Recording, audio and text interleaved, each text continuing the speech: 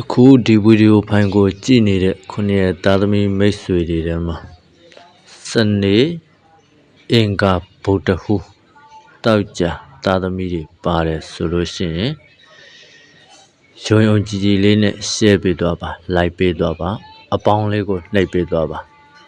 3ရက်အတွင်းမှာငွေသိန်းနဲ့ထောင်နဲ့တောင်းနဲ့ချီပြီးတော့ဝင်လာပါလိမ့်မယ်နော်ယုံကြည်တဲ့သူတွေကယုံကြည်ကြည်လေးနဲ့အထူးပြုလုပ်ပြီးတော့ share ပေးတော့ပါ၎င်းနေ့နဲ့ပိုင်ရှင်တွေကအထူး share ပေးထားပါမယုံကြည်တဲ့သူတွေကကြော်သွားပါကြော်သွားတဲ့သူကနောင်တရမယ်နော်ယုံကြည်စွာနဲ့ share ပေးတော့ပါမယုံကြည်တဲ့သူကတော့ကြော်သွားပေါ့နော်